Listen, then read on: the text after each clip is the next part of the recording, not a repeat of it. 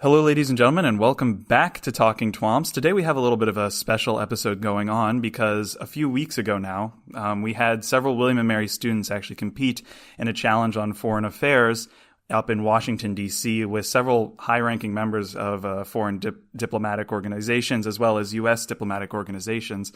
So they have a lot of interesting views, I'm sure, and they actually ended up winning the challenge that they were competing in. But before I get too much further into that, I'm going to go around and introduce the people who were actually on that team that ended up winning it for William & Mary, starting with my left. Hi, everyone. My name is George Barros. I am a senior here at the college, and I double major in Russian post-Soviet studies and international relations. Hi, all. I'm Joe Bistransky, and I'm also all of that. Hi, I'm Grace Kier. I am a junior at the college, double majoring in Russian post-Soviet studies and government. Alrighty, and I, once again, I'm William Moore, a double major in government and economics, also here at the college. So a few weeks ago, you all contributed and participated in the Schumann Challenge, which is I believe the topic, as you were saying this year, was, I'll just read the topic as it said, supplementing the Minsk agreements, taking additional steps in support of Ukraine's independence, sovereignty, and integrity within its internationally recognized borders. I think it's safe to say that the three of you are very interested in this topic, given your Russia and post-Soviet studies alignment, as well as just interest in more Eastern European politics and what have you. And obviously, Ukraine has been on the forefront of international news a lot in about the past 5 years. So there's a lot to say there. We'll try and take this pretty straightforwardly. I'd like you all to basically discuss what your project was, what views you took, what policies you recommended, because I believe that was a significant part of the challenge. And then basically talk about what led you to this project and kind of the whole process of researching it and going through. This is not going to be interview. It's going to just be a conversation. So feel free to just, talk as you see fit and what have you. So any starting points, really what was your project ultimately? So just to introduce the nature of the Schumann Challenge to our listeners, basically it is a annual foreign policy competition that the diplomatic mission of the European Union to the United States that they organize annually. And every year, the prompt for this foreign policy competition changes. So, for example, last year it was something to do with security issues in North Korea. This year it was about Ukraine. And then it's hearsay, but I believe next year might be some foreign policy challenge related to Africa. So basically, and this is also the first year that the college was invited to compete in this team or in this competition. And it was really cool. Maybe Joe could tell us a little bit more about sort of the process of how William & Mary was invited to join this competition. So we got in on the mega networking experience of our Reeves Center coordinator, Steve Hansen.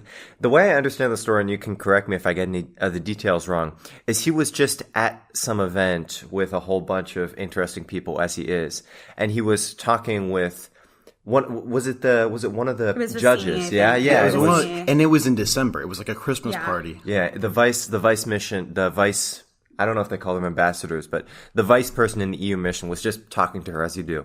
And she brought up this thing that they had been planning for a while, and he said, "Oh, what's that?" She said, "Oh, haven't you heard? You have to come to this competition." Well, she threw some shade. She said, "William & Mary has never competed in our challenge before. Why is this?" And Hansen was like, "Well, I've never heard about this." And so we basically got this impromptu invitation. At the last minute. At the very last minute, yeah. Really, how long before was it between the competition? Because I'm guessing then the other schools were aware of what was going on a bit earlier. I got the email I think 50 days, 45 days before the competition. Okay, so and these guys got it afterwards. We met exactly a month before the competition. It was our first meeting time. So yeah. All right, so that's a pretty quick turnaround. What was the average length of basically researching these projects for the other schools? Just so that we have kind of a reference point. Or do you not know? We don't know, but we do know, I believe most of them got the details in October. Okay. So that's as I understood it. Significantly before. Yeah. All right. Wow. That's quite a while before. And so you all ended up actually winning this competition. So pretty impressive job there. 30 days beforehand, first time us competing and then winning the competition. That's pretty impressive. But generally, what was as we discussed the topic a little bit and getting invited, but what exactly was your project about? So what topic exactly did you take in like preserving Ukrainian independence and sovereignty? So our final deliverable was a 10-minute policy presentation as well as a short policy briefing sheet. And we took the somewhat radical position, I would say, of having a long-term scenario somewhat similar to what we have now. A lot of the other teams, the way I understand it, try to come up with like a fix or a resolution to what's happening in the Donbass. And we did not, because we acknowledged that without regime change in Russia, which we did not advocate for, that would be hard. So we took 3 different approaches to 3 different problems. So we focused on long-term sanctions, in particular by targeting individuals rather than sectoral sanctions. And so we did that to make sure that we could have long-term sanctions for the future between the EU and Russia and the US and Russia. And then we focused on cyber initiatives and cyber policies, both within the Union and Ukraine. I'm sure Joseph could probably elaborate on that a little bit more. And finally, we focused on domestic reform in Ukraine. Alrighty. So I guess the elaboration there would be good because this is the opportunity to basically describe a little bit more detail and not under the 10-minute time limit what exactly your ideas were. Sure. So yeah, I would agree. The key thing that I think set us apart is that we focused really as precisely as we could on what was achievable and realistic. Those were our 2 major buzzwords. And a lot of the other teams did try for what we call sort of MUN solutions. No significant offense to the IR club. Yeah. Significant offense. So like basically kind of like the dream big, but probably not really practical in real world politics. Exactly. Whereas our proposals were significantly more modest. So Grace already mentioned that we focused on precisely targeted sanctions that could be kept up, if necessary, for decades at a time. Sort of like the model of the Baltic states, non-recognition of the Soviet Union. You just keep up the non-recognition, keep up the sanctions, and hope that someday something changes, which is not an ideal plan, but it's what we can do. Similarly, with cybersecurity, as Grace mentioned, we were under no illusions that there's some deal we can come to with the Russian government to stop them from messing around in our stuff. It's necessary to develop a domestic defense and deterrence. So our proposal on that was basically more centralization, more cooperation, both within the Union, across the Atlantic, and with Ukraine on those sort of cyber operations, and also encountering information warfare. So we suggested more funding for Russian language news sources in the Union and in Ukraine, more broadly distributed funding, sort of trying to break through the propaganda sort of monopoly that the Russian government currently has on Russian language sources. And then finally, we talked about more explicitly using the leverage that the Union has over Ukraine with loans and such to ensure that the domestic reform process actually goes somewhere and we're not just pouring money in that. And that was George's area of specialty. Yeah. In addition to what Joseph mentioned about cybersecurity initiatives, we also mentioned using like consumer protection labels on like videos and websites that have explicit known, linkages to Kremlin organizations or Kremlin-backed organizations. Like, for example, YouTube has been putting these little like 2-3 sentence blurbs below RT and Sputnik videos saying like this organization's affiliated with the Kremlin and stuff like that. Yeah, so, I think they've been doing that too on a lot of foreign media news sources like Al Jazeera and things of that nature. And the BBC. And the BBC and things of that nature. Yeah, so stuff like that as well. With regards to domestic reforms in Ukraine, we wanted to go tough on Ukraine because basically a lot of the teams, after conferencing with some of the other competitors and some of the judges following the competition, basically there were 2 basic paradigms that the teams took. One of them on one extreme was this is entirely Russia's fault, which it is, don't get me wrong. This is entirely Russia's fault, and basically we need to just go super hard on Russia. Ukraine is absolutely the victim, and there's nothing that we can do to you. There's nothing that the Ukrainians should have to do. We just the approach to the solution should only focus on Russia. At the other extreme, it's Ukraine is terrible. Ukraine is basically inept. They have terrible corruption problems. Again, all of this, which is true, but then they didn't focus anything on Russia. We took a very balanced approach. So basically, with the first part with sanctions and cybersecurity, that's how we addressed the Russia part. With the part on domestic reforms is when we got really tough with Ukraine.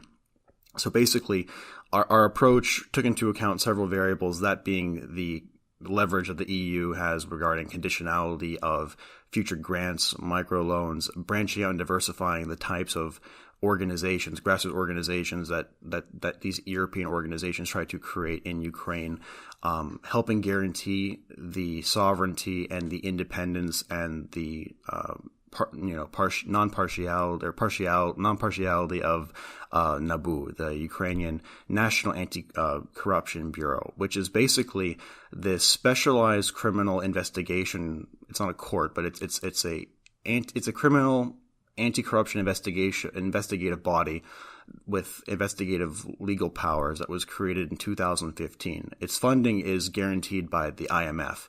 And the existence of this, entity was basically a hard requirement for the IMF to continue giving Ukraine, macro and micro financial assistance. And this organization has a very tenuous history. The Ukrainian deep state has repeatedly tried to undermine its funding, tried to infiltrate it, try to shut it down. And unfortunately, while this NABU is able to, create packets of anti-corruption documents on, corrupt individuals in the Ukrainian deep state, what they do is they create a file that can be prosecuted. They wrap it up in a bow and they drop it off at the Prosecutor General's Office of Ukraine, which is basically like the Attorney General of Ukraine, who is notoriously corrupt. That institution has a lot of problems. A lot of experts like Taras Kuzia want it to be abolished because they don't think it can realistically be reformed, which is also my opinion.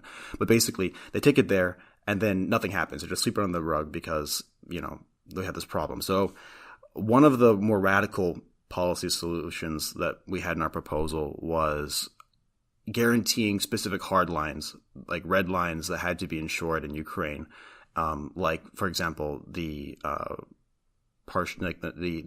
independence of NABU, Ukraine's, pro-EU anti-corruption reforms and things like this. And for significant levels of backsliding, we would say that, the EU could revoke or temporarily suspend the visa-free travel regime that was then established with Ukraine just the other year, which would be a massive deal because, the visa-free travel regime, which Ukrainians now have, they can now spend up to 90 days in the Schengen zone.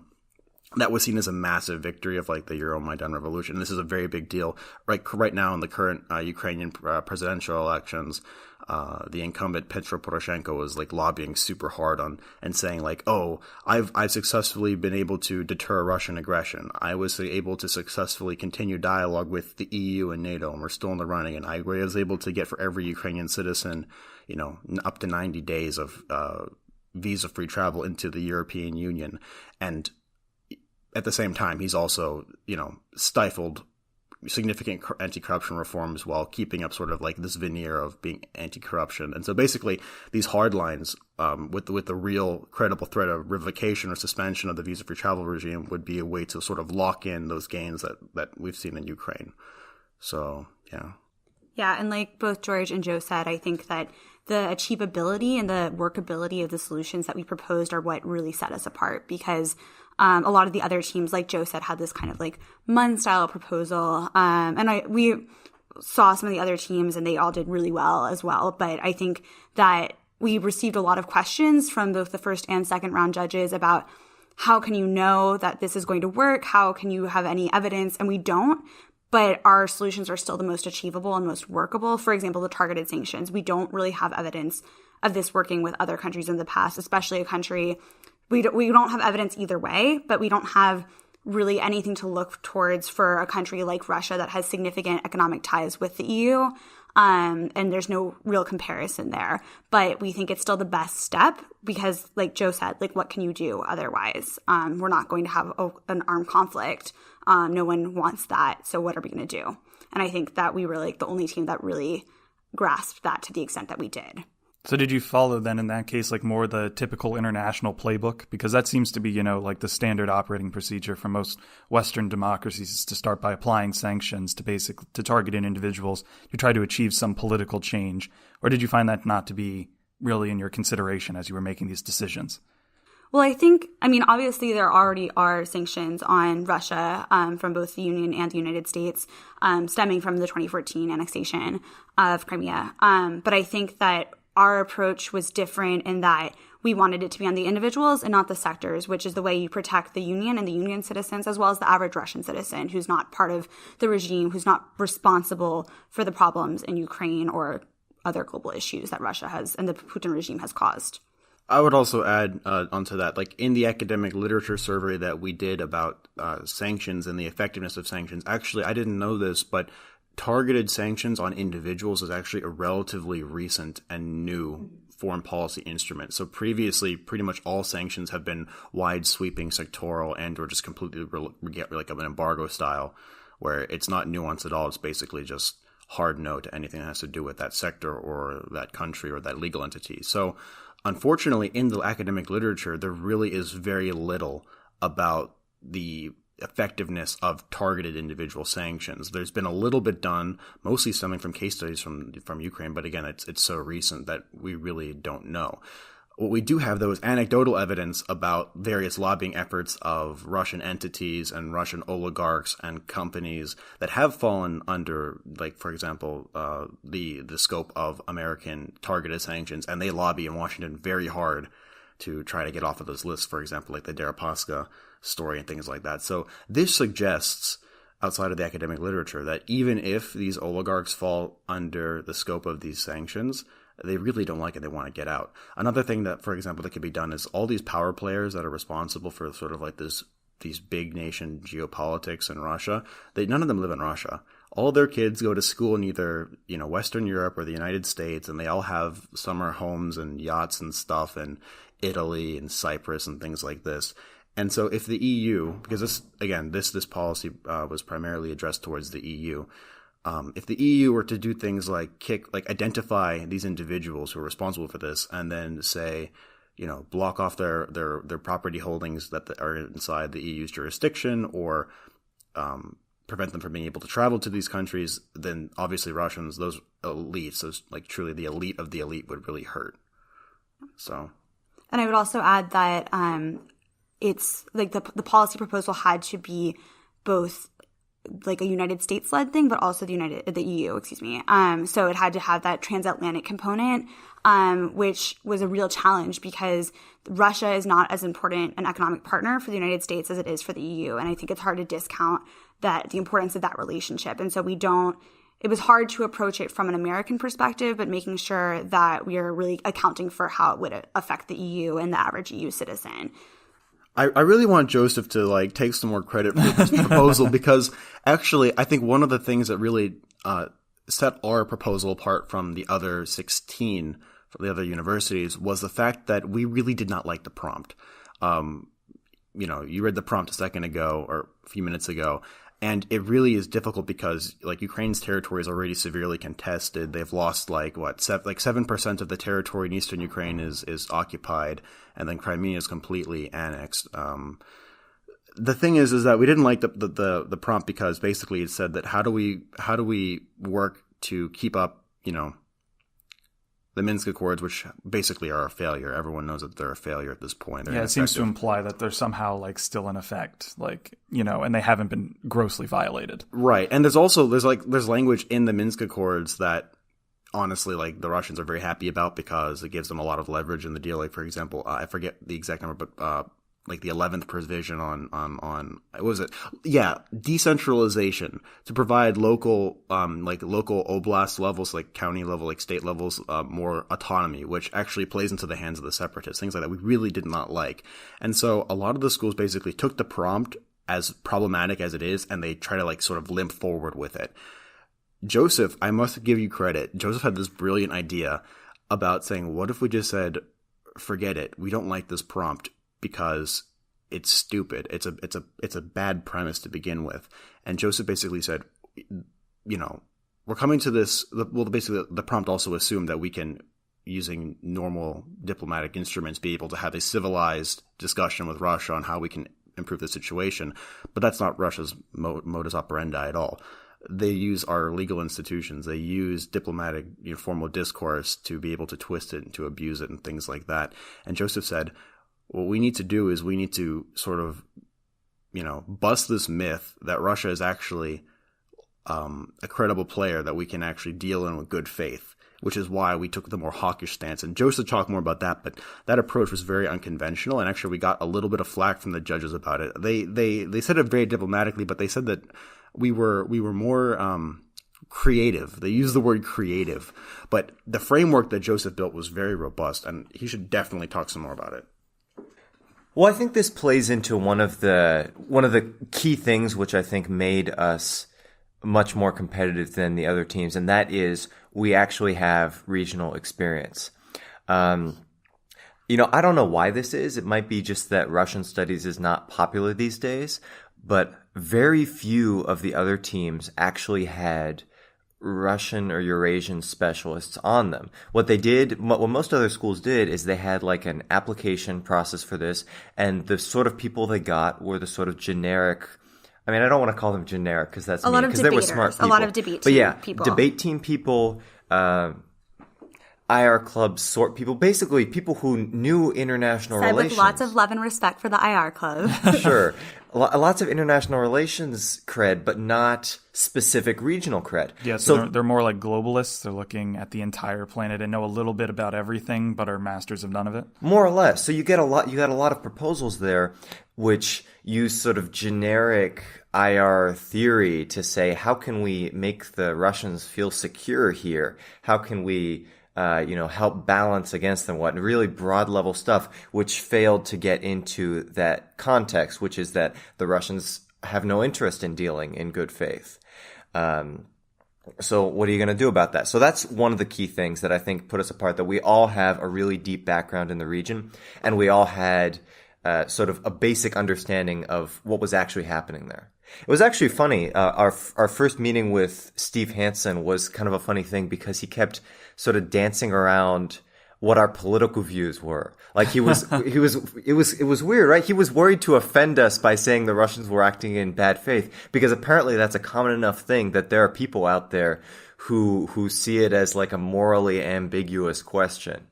And he was thankful, I think, to understand that we knew what we were talking about and were not interested in the legitimate geopolitical interests of the Russian Federation or whatever. Oh, go old John Mearsheimer.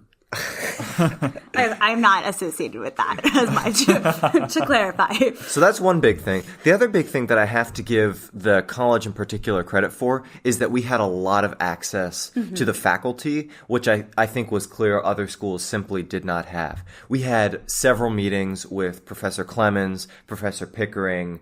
We were able to get Mike Turney and all those people to come and to listen to us present and to listen to us have our ideas, put our ideas out and to critique us on them. And there were a lot of key issues where they were able to give us really good advice that if we didn't have access to this world-class faculty that we can have at this small a school, we would have made big mistakes. And I think one of the key instances of that, which I would argue is one of the decisive issues that won us the second round, was the issue of Nord Stream 2.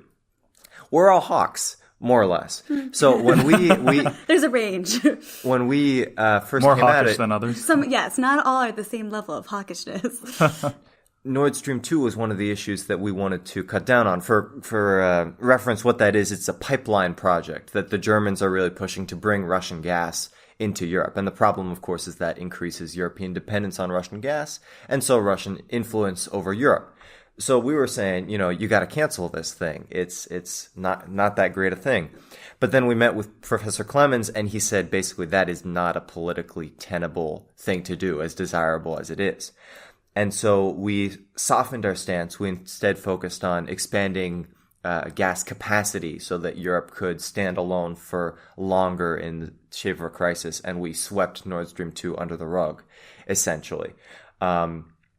The team that we went up against in the second round, West Virginia, went really hard on Nord Stream 2. They said, you have to cancel this thing. And that was the focus of their proposal. I would say that was the core part of their proposal. Yeah. They were also the defending champions from last year. Yeah. And again, so they weren't wrong, but the proposal that they had was not politically tenable to the people that were judging. And that's something we were able to learn because we had such easy access to our faculty. Yeah, and I would also note that we had a lot of other input from other individuals as well, including Reef Center staff members. And and also our peers in Russian and post-Soviet studies, which I think is just a testament to how wonderful this department is. I think, when we all were invited to participate, Professor Hansen asked us if we knew each other, and of course we did, because there's not that many people in RPSS, Russian and post-Soviet studies, but we also had a really wonderful Sunday meeting one time, which had a weirdly high turnout, I think, for like a Sunday morning, Sunday afternoon meeting, and we got a lot of feedback from our peers as well, which I think is just a testament to, how tight-knit the department is and how varied the experiences are, but just the really strong members of our department, faculty and students. All right, very cool. Any other final points you want to make, kind of on basically the content of your presentation before we go into talking about the competition itself? Right now, no. But we can always readjust. Oh yeah, no, you can always go back. It's not like it's a hard barrier. Now or never. Yeah, this is it. This is the last time you get to make any of those remarks. But no. Okay, so the competition, as we kind of been alluding to, and I think it's probably good just to understand what your proposal basically went up against, was against 17 other universities from across the United States. I think it was only the United States, right? I looked at the list. It was 16 other also, just to... 16 total. 16, yeah. So 17 schools, 16 other schools. And you were all defending against that. So how exactly did the structure of the competition work? You said there were rounds, obviously. Did all 17 go first and then basically get culled? It sounded like, too, you also had basically time to work with the members of other groups and kind of come up with ad hoc, or no, not really? Because that's what it sounded like. It sounded like you were talking with other people, at least before we started. I'm curious to see how exactly maybe the networking there worked out and what it kind of made the competition like. Yeah, so the two teams, every team went at least once. So in that first round, there was, I think, Thursday, it was Valentine's Day, half the teams went. What better way to spend your Valentine's Day than at the EU mission to the United States, discussing Ukraine. And then we went Friday, so we drove up Friday morning, and we presented to the first round panel judges, who included Caroline Vestini, who I think is the deputy chief of mission we were discussing earlier, and several other high-ranking diplomats and I think journalists as well. And then that evening of Friday, they culled the teams. And so they picked 2 honorable mentions, which went to Howard University and Indiana University. And then they picked us in West Virginia to be the finalists. And so they had all the teams together in a room, and it was expected that you would watch the finalists regardless of whether or not you were a finalist. We did a coin toss. We chose to go second. And then we cleared the room as West Virginia presented, because obviously that would have been not fair had we been in the room. And so West Virginia presented. We went in, presented to a second round of judges, which included the EU ambassador to the U.S., at the time, David O'Sullivan, who has since retired, the Swedish ambassador to the U.S., several journalists, a State Department official, and then there was a long period of waiting. Looking directly at the list, the Deputy Assistant Secretary of State to Western Europe. Yeah. Mm-hmm. And so then there was a long period of waiting in which we were just twiddling our thumbs, quite literally, I think. And then they announced us as the winners. And then afterwards there was a reception in which a lot of the teams were very friendly, and we all spoke frankly about how we had approached the project and the challenges we had faced. That's when we really were able to discuss very frankly what had happened with the other teams. The real nerve-wracking thing was the fact that we had zero idea what the other teams were doing, because basically we drove up to Washington. We get there for the first round. We present, and really there's only 2 rounds. There's the first round in which everyone competes, and then there's the final round. We say second round, but the second round is the final round. And we didn't even get to see what West Virginia presented. And we had no idea what any of the other schools had presented. So we had no idea where we lined up in this giant bracket. And so when we went up after West Virginia had made their presentation, it was really nerve-wracking, because we're we have no idea what to follow. We have no idea what they've said. We don't know if we're going to be repetitive or if we're going to conflict on different things. So it was really nerve-wracking. It was like sitting in a pressure cooker waiting for them to announce the final winner. But and actually, we just 2 weeks ago, we finally received transcripts from the final judging session, where the final panels of judges, including Julie Fisher from the State Department and the list of the other honorable mentions, they were behind closed doors, and they were talking about the strengths and weaknesses of the various proposals. And apparently it was very close. It was very close. So, yeah. Did they mention like what they thought the strengths and weaknesses of those proposals were generally? If you're interested, I can actually pull it up and read it. It basically what they had was not a transcript, unfortunately, because that would have been fascinating. It's a redacted transcript. It's a redacted transcript. Yeah.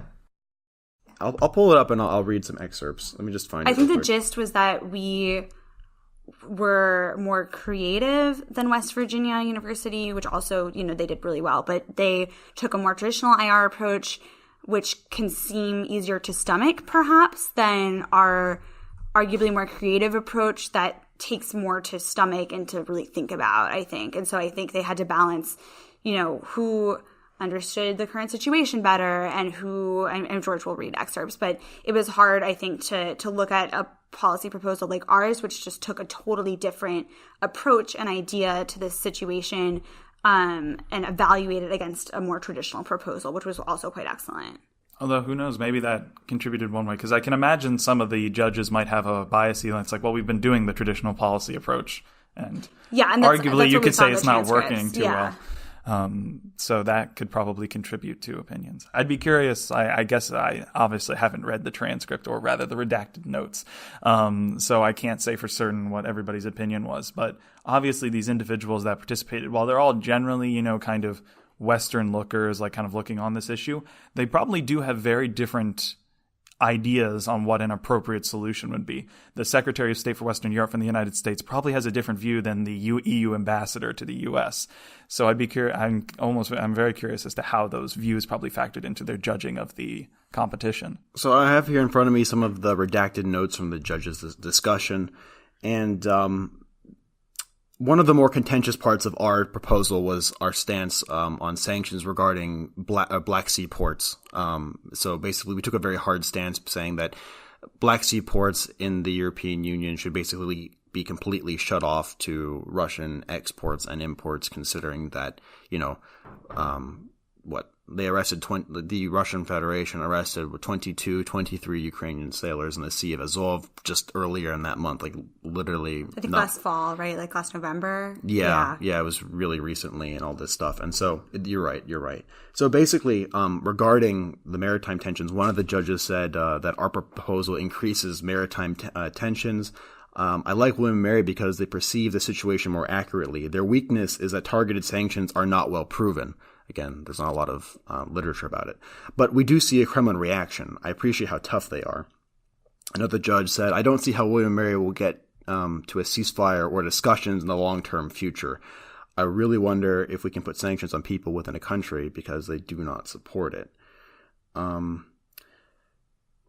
Another comment that's interesting is another judge said, I would wait 1 second.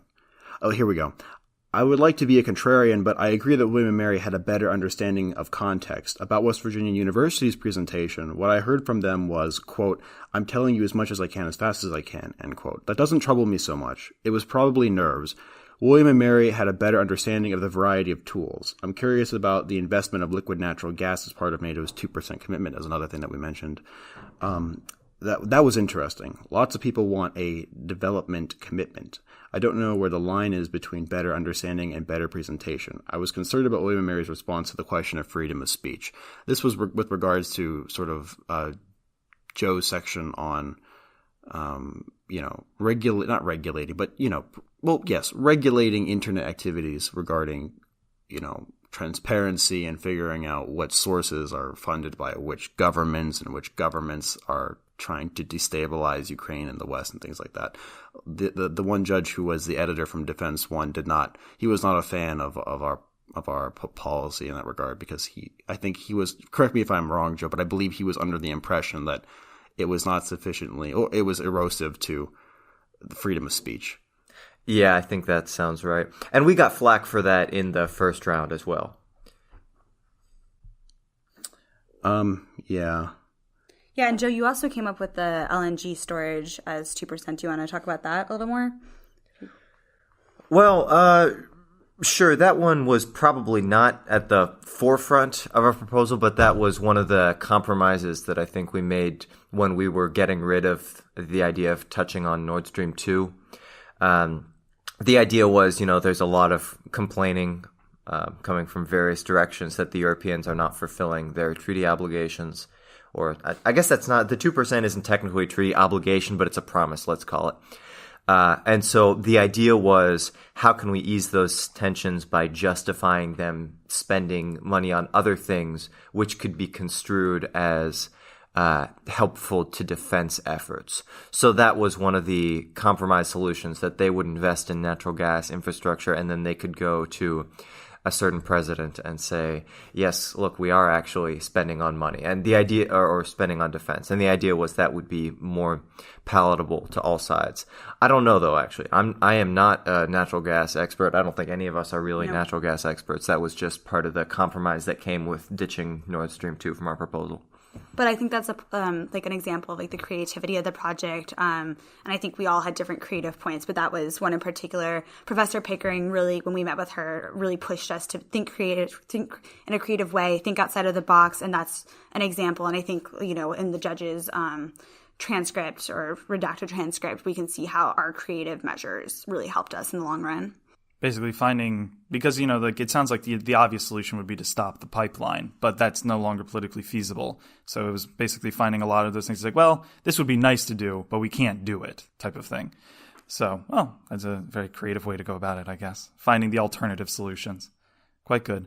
So I guess, kind of looking forward, it sounds like maybe William and Mary might participate in the next one, though if it is on Africa, I imagine it's not going to be you lot representing the college. I would like to coach the team next year. I love participating in Schumann. Because these two are both graduating, so I don't think you'll come back from your graduate programs and your work lives. I don't know, maybe you will, but I think I would like to coach. I love Schumann, but it's a commitment. We'll put it that way. Well, I can imagine so, if you had because keeping in mind that you all had a comparatively short period of time to create this proposal, do the research for it, meet with all the professors, compare it to the other universities. A month is not that long a time.